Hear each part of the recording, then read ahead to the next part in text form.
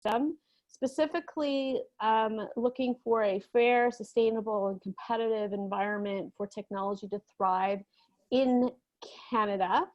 And I'm going to be quiet now so we can get into what you came to learn about. And I'm going to hand over to Kim. Kim, did I miss anything? No, that's wonderful. Over Suzanne. to you here. Yeah, super. And it's been great, this journey so far. So Suzanne had a chance to introduce herself. And as she said, I've been an enterprise technology salesperson for decades. Most recently in the cybersecurity space, working with Canadian, US, global clients like Verizon, Singtel, local, mostly oil and gas companies here in Alberta, a Chinese company, an Indian company. So I've kind of had a bit of the gamut, and it's been a fantastic career so far. But what I really found out is I started my own business because I thought that it was time to get off the runway and the treadmill, I guess, if you will, and look at helping others learn how to sell big deals. And I found that there's quite a lot of adrenaline that comes, probably as much adrenaline that comes from helping others as I get myself when I've been winning big deals and learning about sales. So I'll just move forward.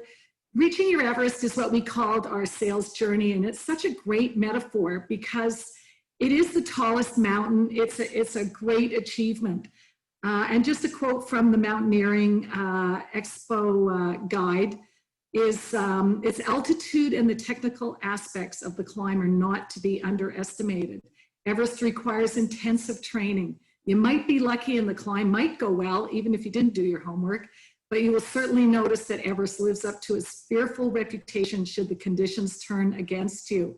Boy, talk about a great metaphor for today's environment. By then, though, it might be simply too late if you're not well prepared. Everest is an extremely beautiful mountain, and mountaineers will always try to climb Everest to experience the majesty, beauty, and adventure of our closest frontier to the universe.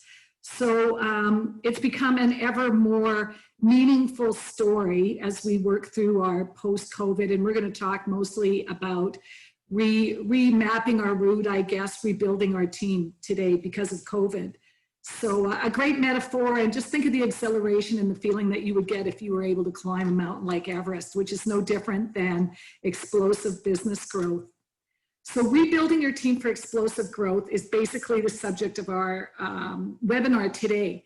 And Boston Consulting Group had a great quote that I think kind of says it all. The world's been transformed by social tension, economic nationalism, and technology revolution. In this new era, great performance is no longer good enough, and the old playbook to build business advantage is no longer sufficient. So today I'm going to try to walk you through a few strategies that might help you look at building a new playbook. Sound good? So just a quick.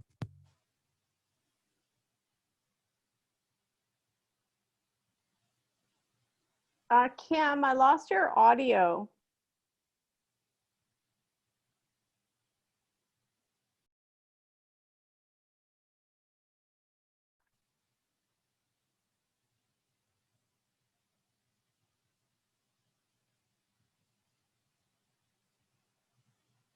I'm just going to unplug this. I can hear you. I can hear you now. I must have closed off the window that had the microphone. Hopefully this is okay. I know it's not as good as having my lavalier. Talk about technology problems. We're going to talk about a video strategy today. So how appropriate the little glitches and mishaps that happen along the way for all of us. But as I was saying, what new habits have you, does anybody care to share? What new habits have you developed or new practices in your business since COVID? What, anybody care to share that in the chat box? I'm putting something in. Okay.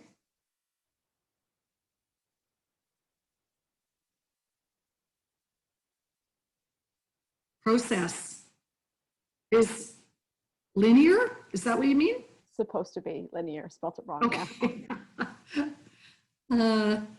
Okay, well, while you're thinking about that, pipe in anytime to the group that's on the call. Okay, so to take it to the next slide here. All right, so what we're going to talk about is the journey so far with reaching Everest, the sales journey. We'll review a little bit about where we've been. This is the fourth in a series of webinars. That will be 6 or 7 webinars by the time the series is complete. Today we're talking about 10 strategies towards growth, some skill sets for the new norm that need to become habits, some guiding principles. Then we'll do a Q&A if anybody has any questions, and then where to find out more. So the journey so far, in our first webinar, we started with the basics, and this is so often what's missed. Certainly with salespeople and engineers I've worked with, knowing the basics, knowing how to connect to customers, doing your homework before you even have that very first meeting, knowing your company so in depth in your prospect that there shouldn't be any surprises by the time you get to the meeting.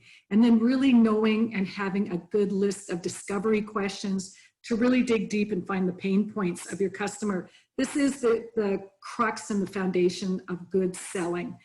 And then we talked about map your route. This is about prospecting and setting a relationship plan, mapping your team to their team to really work together in the sales pursuit, which is a team effort. The next was the buyer's journey. This was a lot of fun. We talked about the buyers of today, what's new, the role of procurement, which is becoming greater all the time. And then today we're talking about now rebuilding your team after COVID for explosive growth, hopefully. All right, so let's start with the 10 strategies. So what are your customers and prospects' mindset? The first strategy I propose is to conduct an impact study. Take a look at your customers and your prospects, talk to them, find out, have their needs changed this year for your product or service? And how they consume it, has that changed? And how does the problem you solve for them rank in their list of priorities today? So how many of you have looked at an impact study? Okay, we'll save that for question. Oh, what's Suzanne? Okay, I love that. The new habits and challenges. All right, second, so design a customer experience model. 85% will be based on an experience economy, 85% of business. So this is absolutely critical to look at your customer experience, build a model. And as I've said through all of my webinars, post your learnings and the brainstorming that you're doing with your team about all of these strategies on a whiteboard, so that, or somewhere where people can see it on a regular basis. And CRMs are great places for, especially if you're working from home, but make it easy for everybody to take a look. Maybe you're pushing out your work to the team every day to remind them that this is your model, this is your strategy going forward. I always think if the team can see every step of progress along the way, it is so valuable. So define the characteristics. What is an amazing customer experience for you? If you're offering software, what makes it really great for them? Maybe it's a support model that you're looking to change. What are the feelings they experience? Create this map and make it into a process map so that it's easier to do business. Maybe you want to establish creative payment terms. Money is a challenge for a lot of us these days. Try to figure out a way that you can still do business if they're having problems with their cash flow. Remember, people, create a human connection to people and the customer experience. Think about them in every interaction and experience. Remember, people are either motivated or not, depends what day you're talking to them. Most people are pretty self-centered. So think about that and appeal to their needs and wants. They're usually social beings. They like to talk about family and sports and all those sorts of things. They're intuitive, they're hopeful, and perhaps they're much more emotional than other times. And we'll need to figure out how we manage through some of those characteristics of the customer experience, help them minimize their stress levels. So, everyone's in the same boat. And when I say that, I mean, we're all experiencing the pandemic and everyone is dealing with it in the same way. But as one of my advisors pointed out to me, not everyone is in the same boat. There is a lot of people that are doing very well right now. Think about solvency lawyers. So nonetheless, establish a new market plan because this really does open up some opportunities for you. Check out this chart from McKinsey. I thought this was a great one. No surprises here. medical technology, high-tech, healthcare supplies, pharmaceutical, even some of the retail are doing fantastic. And don't forget, governments are fantastic prospects right now at any level because governments are spending money.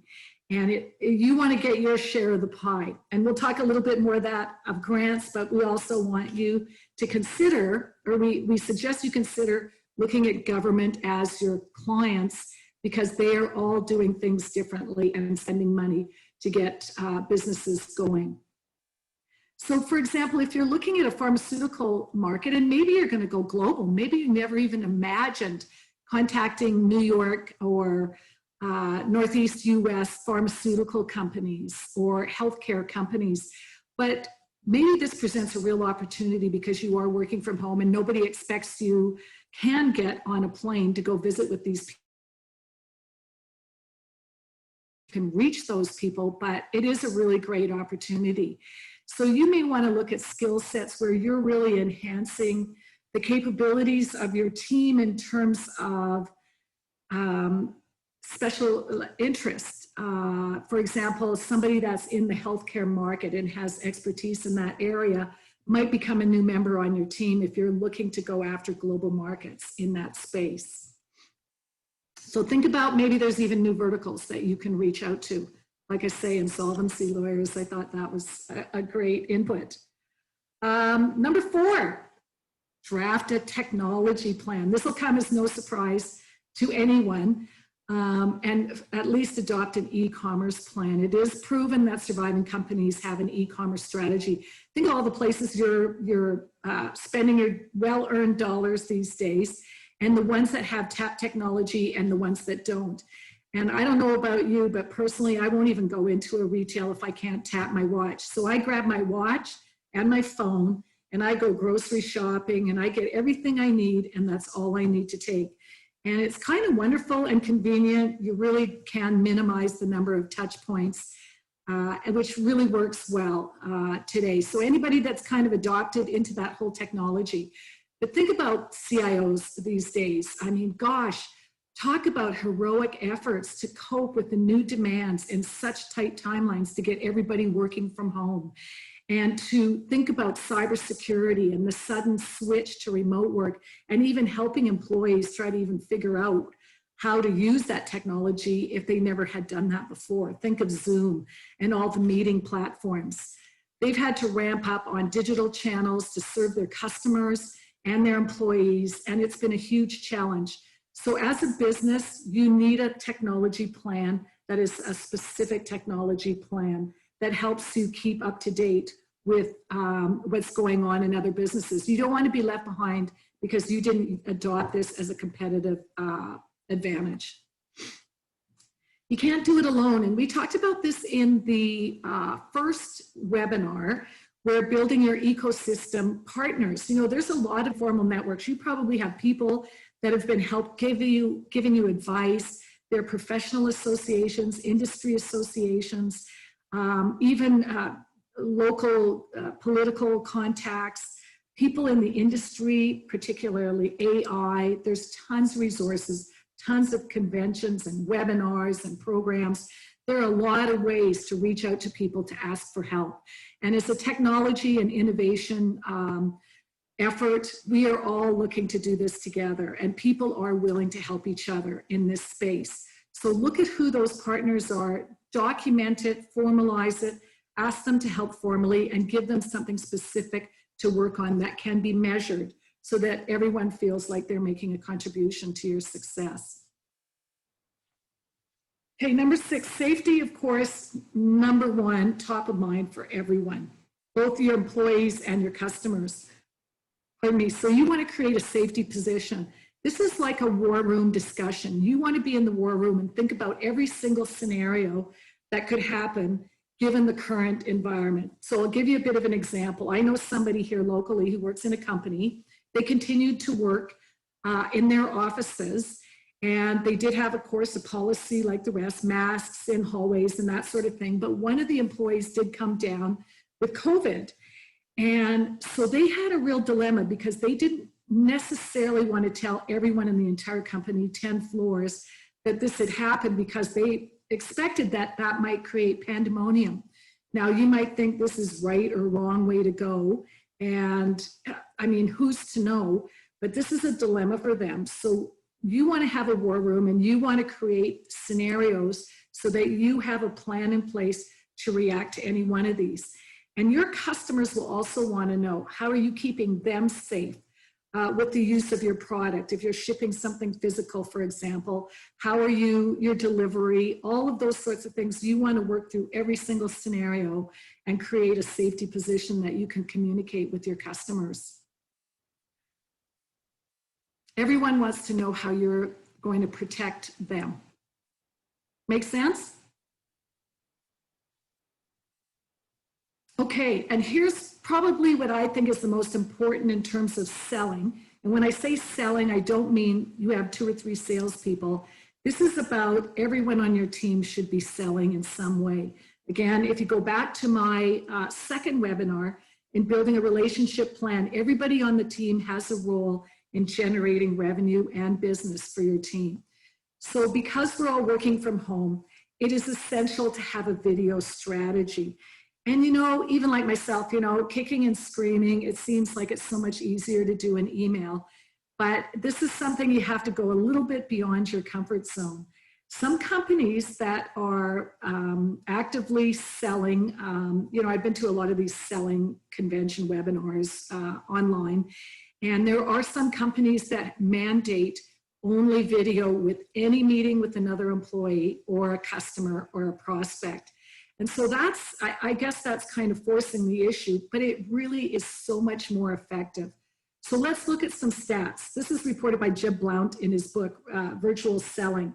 SalesLoft, a company in the US, 75% close rate increase for those that are using video as their format for reaching out.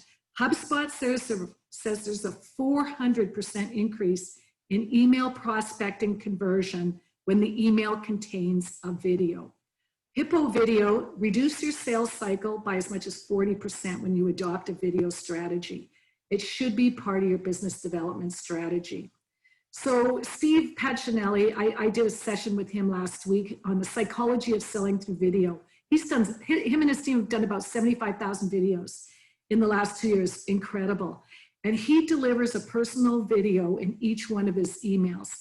So how hard would it be to say, hey, Bob, I wanted to reach out to you. I see that you wrote a blog yesterday about this subject and that your company is going through a little bit of turmoil. I'd love to talk to you about that and let you know what we might be able to do to help you out. Talk about a great response. If you got a personalized video with somebody that mentioned your name, think about how willing you'd be to really try to understand and find out a little bit more from this person. So personalized and relevant. They got to be, can't be, hi, Bob, I want to meet with you. It has to be relevant to something that they care about, that they're doing or that they're working on.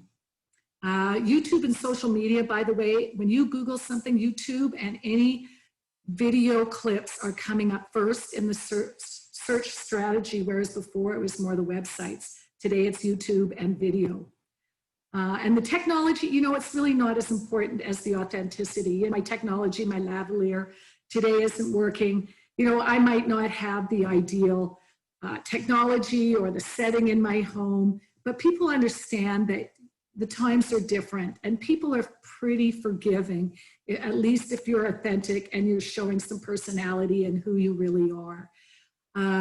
So it's really important, and I strongly urge people to reach out to even some of these resources. I can help with a video program. It'll be one of our next programs and workshops, is just trying to help people work through this. It'll involve some practice sessions. It'll get your leadership team involved because they need to be part of the whole effort as well. Okay, here's, just for a bit of a laugh, here's a bad video strategy, and I've experienced all of these. So the women in her pajamas, I did a Zoom meeting back in November with a fairly large company downtown here in Calgary, and a woman occasionally popped on her video and she was in her pajamas, and she even noted in her chat how happy she was because she could work from home and wear her pajamas. And I thought it was pretty gutsy, but she was young, she was a millennial, she could get away with it. So I wouldn't recommend that strategy. And I'm curious to know what her boss might have thought, who was also on the call, but that was a good one. Another guy, I used to work with an engineer who in the heat of the summer, he was in Toronto, would come to a Zoom call without a shirt on. And I thought, I mean, if he wasn't so brilliant, I think that would have really turned me off. But this guy was beyond brilliant and helped me out a lot. But no shirt, I don't know. That might not be the best way to go. And of course, Will Reeves, I don't know if anybody's seen this clip already, but Good Morning America. I mean, pretty big show, and there he is with no pants on, and had a pretty good laugh, and there were lots of tweets and everything. So we got to be able to laugh at ourselves.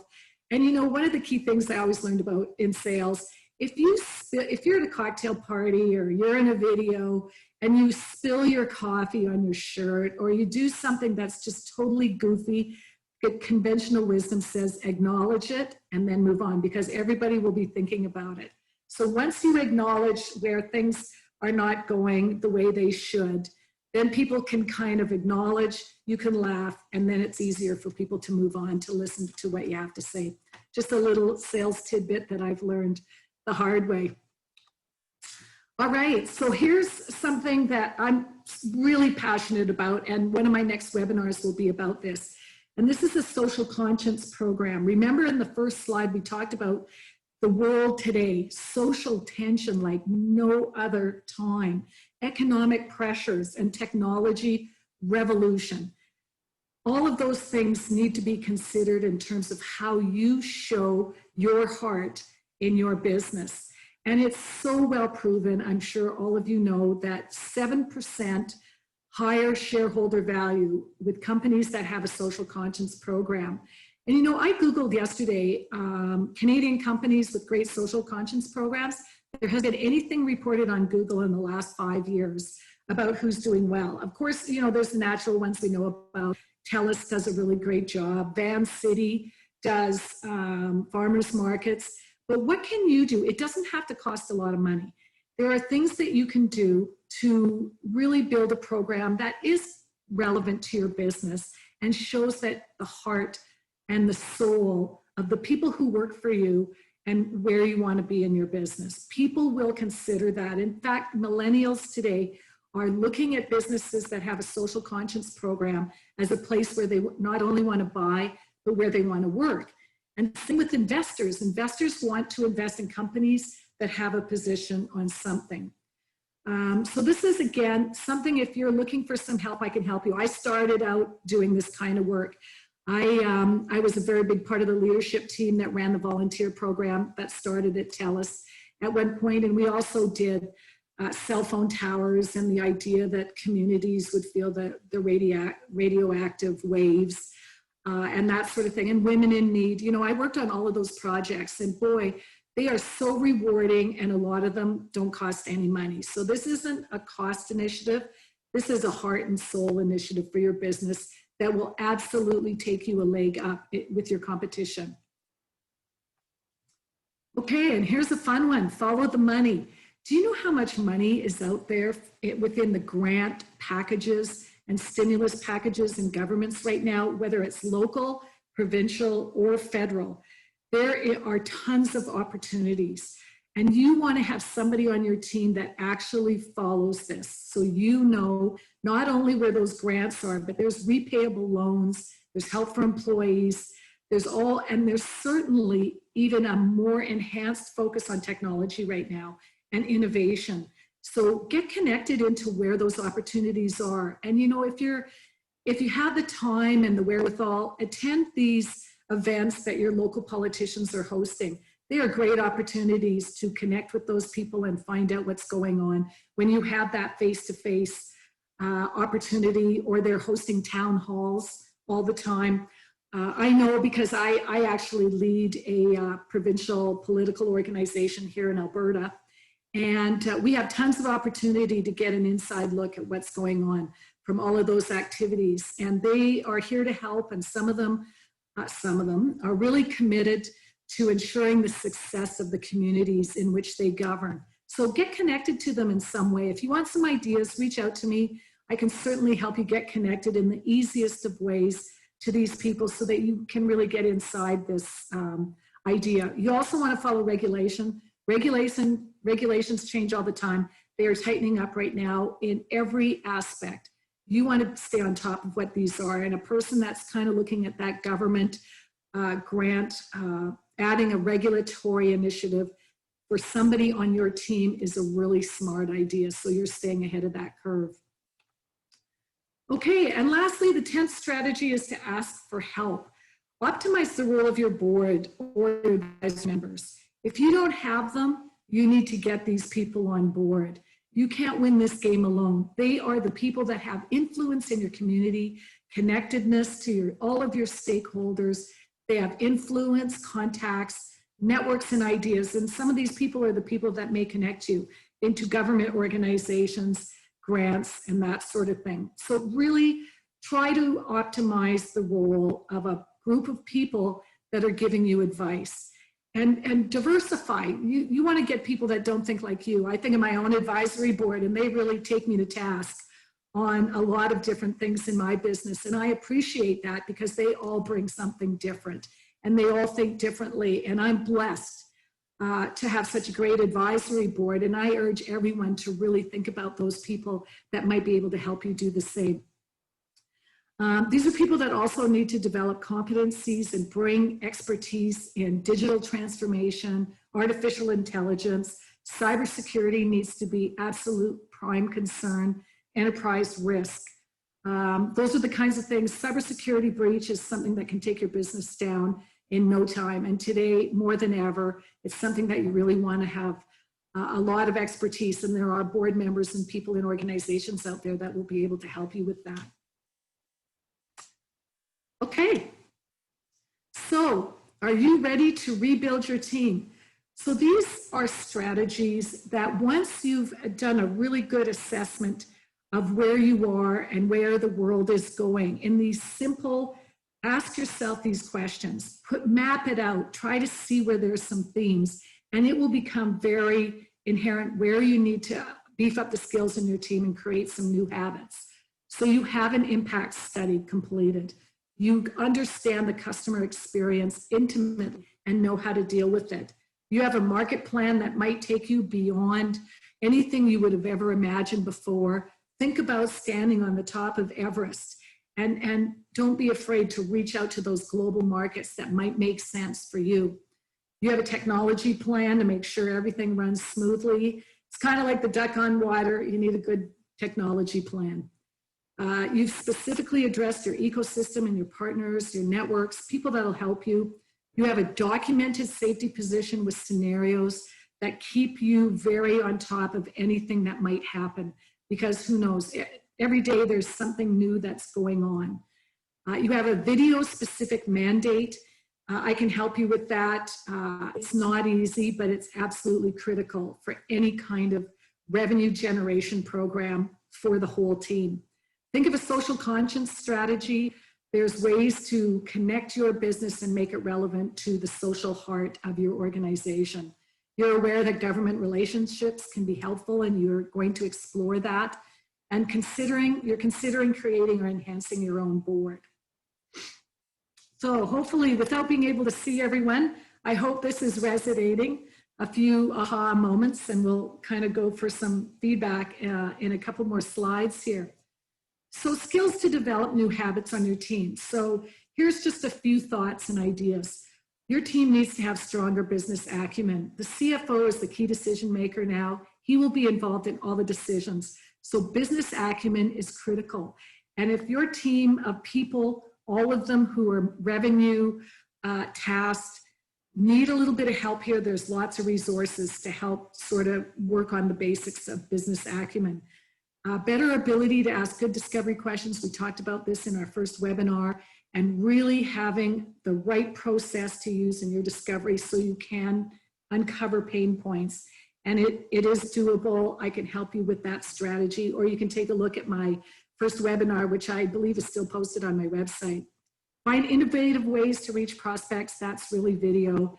Be tech savvy. I mean, you may be a tech savvy person on Zoom, but you probably want to be savvy on all the other platforms, because your customer may likely have other platforms like GoToMeeting or Google Groups or So any of those platforms, get tech savvy, know how to use them all so it can be smooth sailing anytime you have some engagement.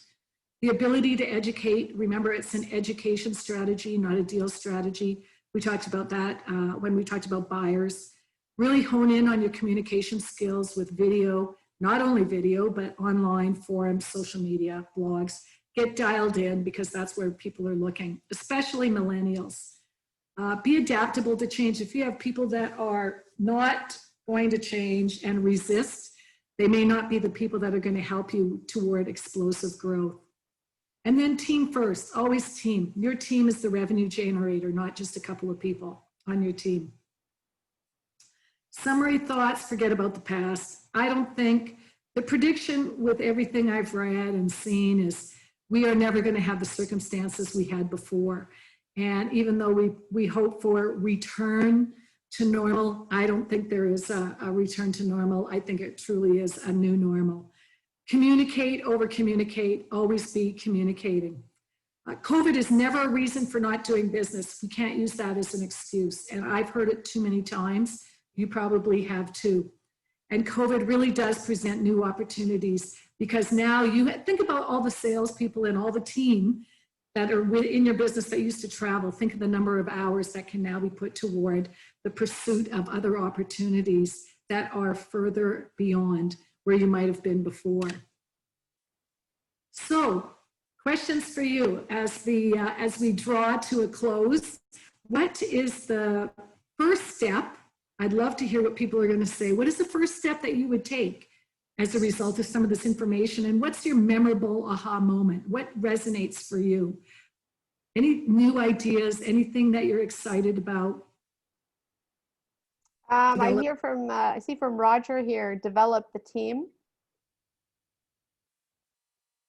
For sure.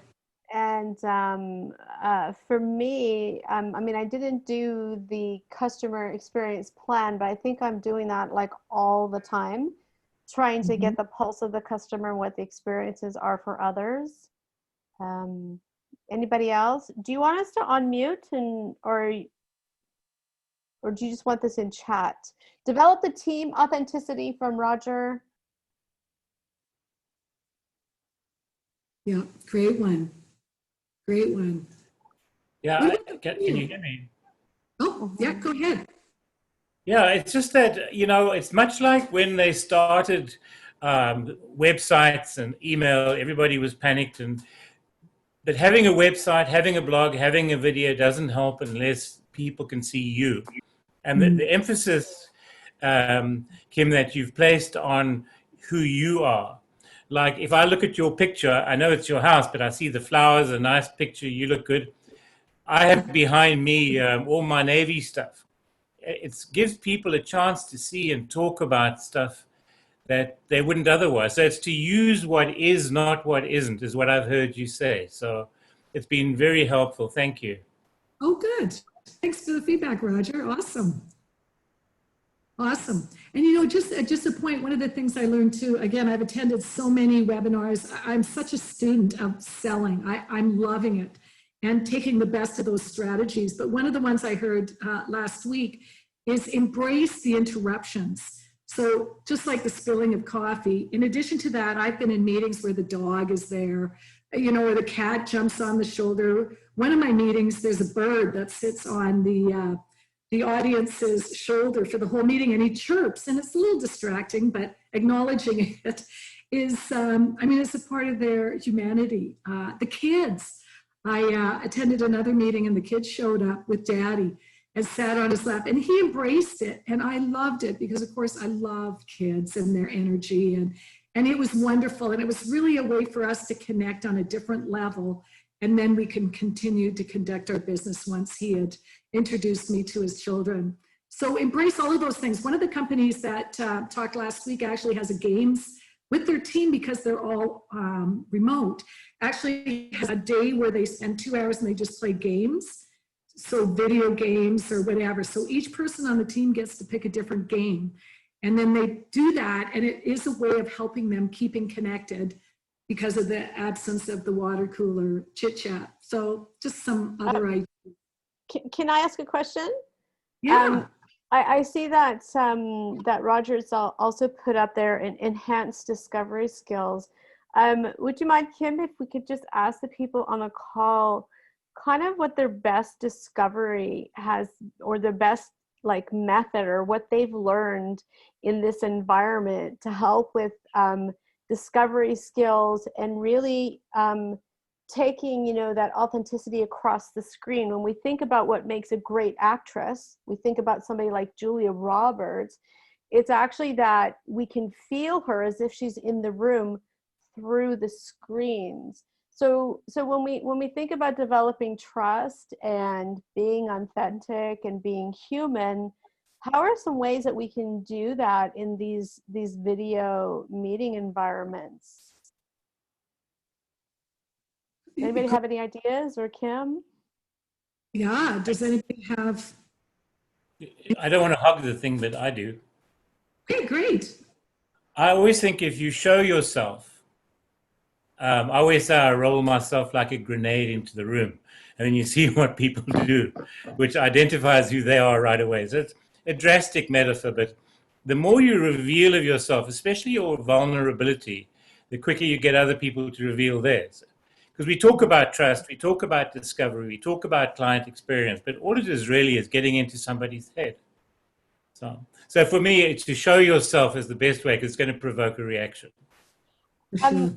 I want to just say one thing about that, because Roger and I met about a decade ago when I came back to Canada, and we met on a LinkedIn forum, and we became very good friends. I haven't seen you for a while, but the discussion we had in that LinkedIn forum was very deep and specific to the way that we think, and that came through, you know, the virtual environment. He lives in a different city, to the face-to-face and the real, and even if we don't see each other very often, I know he's a go-to person if I want to have a good chat about something very interesting or intelligent, you know. Yeah, but just to pick up on the point again, you're not scared to ask questions, you're not scared to show who you are. And I mean, that's why I'll never forget who you are. It's why I'm here today. So Awesome. I didn't know Kim, otherwise I would say next time it'll be because I've seen you. So. Well, But I did come for Suzanne. Thanks. thank you. Oh, that's wonderful. I guess my thought on this thing is, I don't think, I think I call there's two worlds of video. There's the video that we're on right now, which is virtual communications, as I call it. And then there's the other is the recorded type that I've been playing around with Vidyard and a couple of these things. And I'm not having the success that I'd like to have on it. And that also transpires into other communications, whether they be through, I use LinkedIn a fair amount. I don't know if I use it perfectly, but I use it. I've engaged a large number of people in the thousands on LinkedIn, but to get them to the point of, if I can get to this point where we're talking like this or face to face. I mean, Suzanne and I had a porch meeting in September, in July there. It was within 2 hours of Ottawa, so that was close. So we got together. And so when I get into these types of meetings or that kind of meeting, we move the ball. But getting to this point is become more and more difficult. And how do we get, you know, like this call, we've got like 8 people on this call, I think, and how do we get 20 people on? How do we get, like, it's tough to find out what the real hot point issues are. You can go in with theories, and you don't actually know whether that's, you know, I feel that I am on point in a lot of cases, but it's not hitting, you know. So what is the I don't have the answer here. I'm gasping for it. Is how do we get people engaged from the aha moment? I've got a problem. I want to look at how you can solve it. I mean, I know in the Canadian and Ontario government, we've got this issue where they only will work with very large corporations, and they've ignored the startup community. And Suzanne, you've written about it at length, and and this is the same thing. How do you get engaged with these people? Because they generally don't respond, and they sit in their, and now it's so easy for them to just sit in their home and in their world and ignore the rest of it. As long as they get paid, I guess they don't really need to go outside the box. Kim? Yeah, I mean, that's so many great points, and I'm struggling with that a little bit too. I mean, I have a number of plans in place because 19 people signed up today, and one of them came in early and he didn't come back. And so it's kind of like, how do you compete for people's time and attention? And there's a number of email strategies, and I'm looking at an online marketing strategy, my programs and all of those sorts of things. So it's a great question that I'm struggling with as well and don't have the answer. There's a lot of competition for people that do what we do in terms of supporting businesses to enhance their competitive. A large business would say, you know, if you got a response rate of 1 or 2%, that's really good. Well, I don't think there's anyone on this call that would be happy with 1 or 2%. It's not worth their time, right? Right. So Can I jump in? Please, Yeah, Roger's put his hand up. I had exactly the same business in the real world when I started my company in '97. So it's that reliance on randomness of people, the random one. I landed companies like in the old days, like Bombardier Aerospace, Huge Tech, Cisco, UPS, all on random encounters. So to Tom's point, everybody's doing everything. So if you're going to do an online thing, for me, you've got to do it all the time. It's got to be regular. Like any advert on TV, it takes you about 10 weeks before you know what link the product to the video.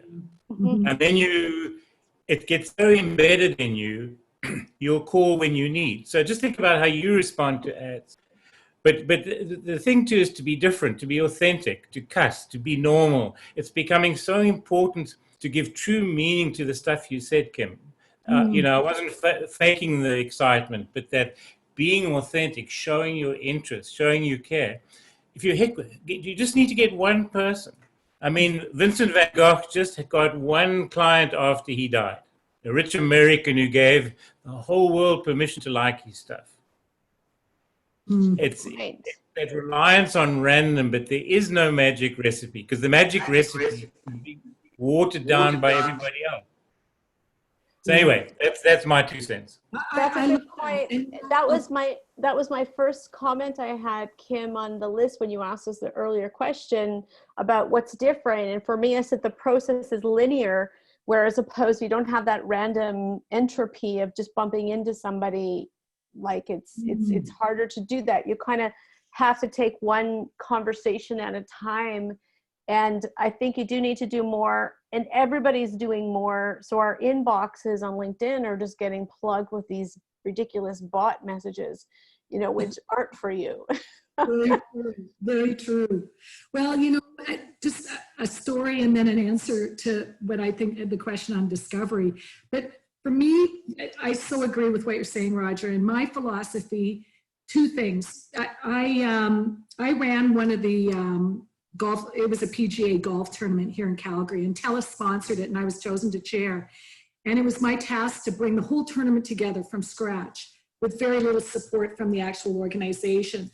So I held a meeting with a couple of my buddies that I knew like volunteering, and I think 2 people came, and it was like 40 below in Calgary on a January night. 2 people came, but what was so inspiring is those 2 people, I thought, okay, this is a start. And those 2 people will start to communicate to others, and I'll phone a few more people. And, you know, eventually we'll kind of create a critical mass. There'll be a little bit of excitement, and there'll be a little bit of sharing. And, you know, by the time the tournament happened in July, I think we had about 450 volunteers. And I always remember that story. It's just the accomplishment of what a team can actually bring when you just start with something. I also ran a marathon. I'm an athlete, but not a runner. And I remember, as my other story of inspiration, and I remember I could run like 3 blocks. And I thought, this guy, it was a boyfriend of mine, I thought, this guy's crazy to help me think that I'm going to run a marathon. But, you know, we did a program, and it was an 8-month program, and just baby-sized steps. 3 blocks became 6, became a half a mile, became 24 miles at one point, and I did the marathon, and it was an incredible success. So everything starts with that kind of a process of the optimism and hope of creating success and baby steps along the way. And that's my journey. Roger? And it seems that it's interesting. I did a lot of networking the last couple of years. And I would say, you know, Toronto's a big city of 6 million people, and I know a lot of people. and I thought going into COVID here, I was in good shape, and I do know a lot of people, and I can reach out to a lot of people. And I've found that LinkedIn is a pretty good model to get people's initial interest. But it's that conversion of those people that know you and know of you, and now they clicked enough to say they're interested, they've responded once. But how do you get them to the next level is when you can't have that face-to-face, or it's tough to get them on a Zoom call sort of thing. Well, you know what I'm going to do next time, and if I had time, I was going to do it this time. Okay. Exactly that video. So I had the list of Suzanne's list of interested people, and I did reach out in a message to everyone for an email, and I heard from most. But I think next time what I would do is, now that I have an email address, I would send an email the morning of, and I'd say, hey, Tom, I see your Connect for Grow. I'm looking forward to following up with you, and I'm really looking forward to seeing you at the webinar. Here's the address. What do you think the take rate would be? I mean, it's slow. It's like that one baby step. But if I did that with 17 people, I bet the take-up rate would be 15. According to the stats. But you asked for something, Kim. And you see, you saw the folder, the Connect for Growth, which I saw in Tom's video. And that was a wonderful marketing right there. And then also you ask for something, because we Canadians, I'm an import, but still we polite. So we always think, oh, people know. You've got to actually ask. Because if you don't ask me, I'm not coming. Right. Yeah. You don't ask, you don't get. That's right. For sure. I bet your competition isn't doing that. And Steve Pacelli at Bomb Bomb is conducting workshops, and that's what they're doing. And wow, I was blown away at the numbers. And it's a strategy I'm going to adopt myself, because I had the same discomfort and fears about video that many other people do. One tip that I'm going to just put in there, something that I learned from Kim, Tom, is that once she engages you, she doesn't let you go. So like there's always another meeting, and she's going to hold you to account, and okay, that was great. Now we're going to meet in a week, and every week you have to talk to this woman, which is wonderful. But she creates a sense of momentum, and I think a lot of people don't engage, not because they don't want to, just because they're a bit overwhelmed in the world, and they need to be led by the hand to a certain extent. I will never not show up to a meeting with Kim, because one, we do our business, we exchange some insights of the world, and it's enjoyable. Just like you, Tom, and Mike, and Roger, all of you are the same. But she, right from the beginning, she gets a plan, and she draws you through that. And I think, Tom, the other thing that we're really challenged with, like Roger is saying, what do you ask for? Like, there's so much going on. Everything that we talk about can be important to everybody we speak to, but at the end of the day, I think we have capacity for those real pain points, or the top. We can really only manage the top 3 things right now. So, like, that's a bit of a challenge, right? Is knowing that you actually got that fit with your prospect. And of course, it can be, we all know it can be just not the right time, and it can be later.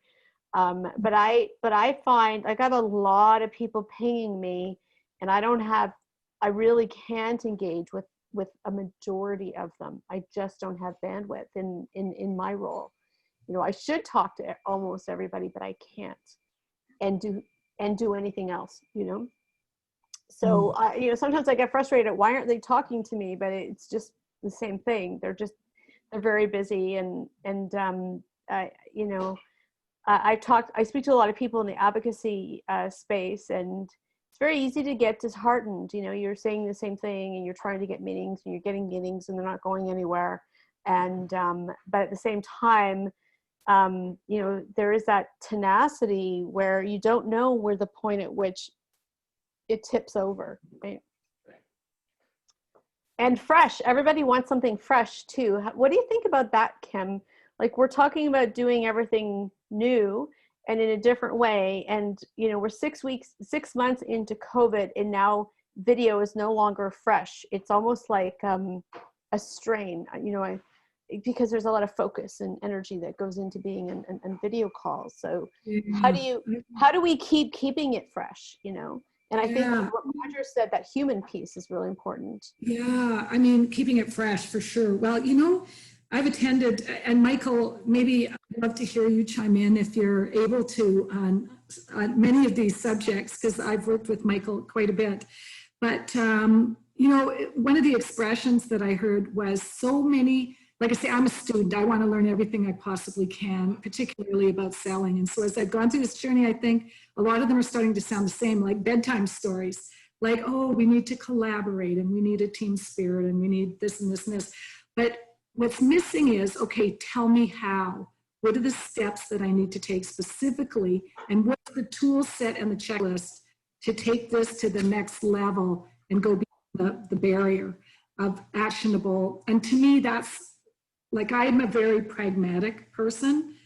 And so I think that's what's really critical in terms of keeping it fresh. What are the ways that we can actually make this happen, and how can we make it easy to get to that next step?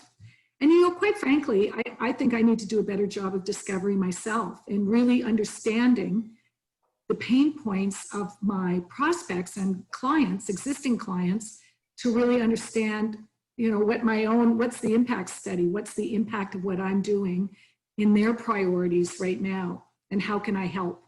So that's kind of the next journey that I'll explore.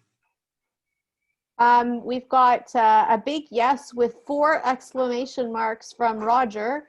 I'm presuming that's from Kim's last statement. And before that, he said content when we were talking about how do we keep it fresh.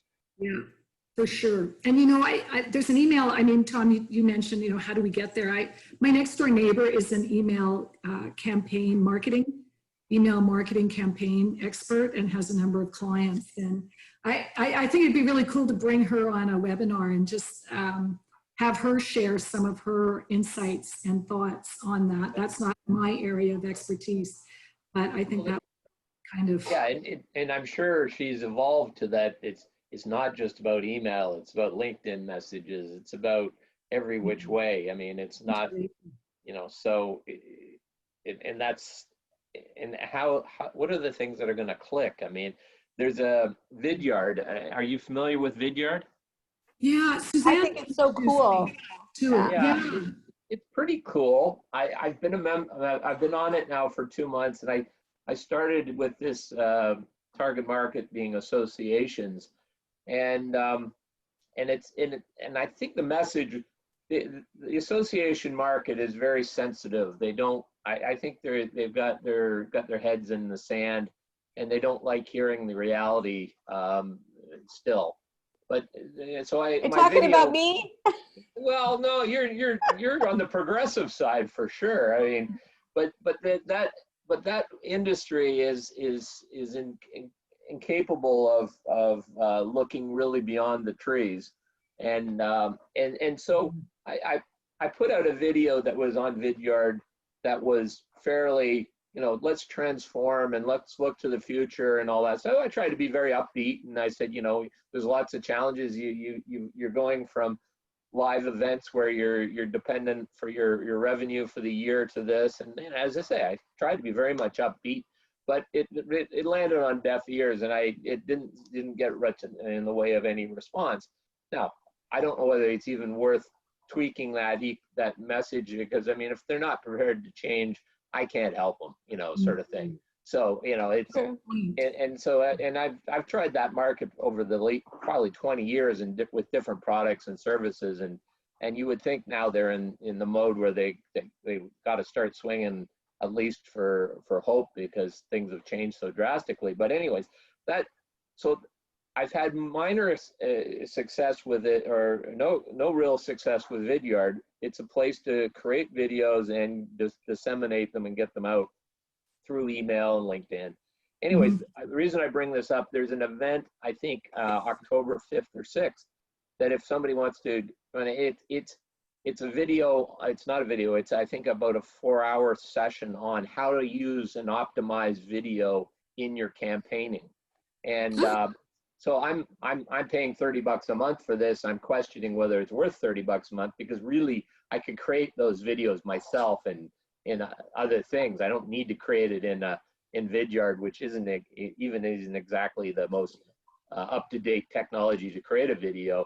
But I'm prepared to hang until then and hear what they're going to say for those 4 hours, because there's got to be some magic, because they are bragging that as a Waterloo company, they're hitting home runs and they're knocking it out of the park. They're doing well. So somebody's doing it right. And I'm prepared to learn about that, because I think there is something in it. Because we started this call saying video is a way to engage people, and people are opening videos. But how do you get them to open your video is the question. Exactly. Michael, I think Michael has his microphone off. And Roger has his hand up as well. And I have to leave. I have another, I'm hosting another call in 15 minutes with New Canadian Women in Tech. So I will have to be short. Michael, do you want to pipe in? Well, I think there's been a lot of good points made. I don't think I'm going to summarize what everybody said, but I think the point about videos, it's really essential that I'd like to know more about that workshop on October 5th or 6th that Tom, you referred to. I'll pass it to Kim and Suzanne. And so you've got it, the link. Yeah, and but you make a very good point. How do we entice people to open up our videos and have a way that allows people to review them? I think the key thing for some is doing videos that are optimized for mobile devices. The millennials, I've got sons that are in university and they live on their phones, and not everything works on the phones as well as it does on the computer. True. Hey guys, I mean, I'm 55 and I think that way. And every time I hear you say millennials think that way, it pisses me off. So, you know, because reality is, you know, we're part of the generation that is, we live on our phones. I mean, the millennials is like, those are 30-year-olds. I mean, what about yeah, there's young at heart segmentation. I see from Roger here, his note is champions, people who share and refer your videos. I'm so sorry, guys. I really got to get off the call. I'd love to chat with you more. I'm kind of jammed up here. Thanks for having us. Kim? Great. Yeah, Kim, great over to you. discussion. Okay, thank you. Thank you, guys. Thank you, Kim, so much. It was lovely. You all have Kim's contact. Please reach out to her. She's an amazing resource and a wonderful friend and a friend to Kata. Thank you, Kim, for today and all of your efforts for your Everest. We love it. Thank you. Great. That was a great discussion. Thanks so much, everyone. Bye. Have a do great this again for sure, guys. Bye. Yeah. Okay. Thank you. Thank Will you. do. Bye-bye.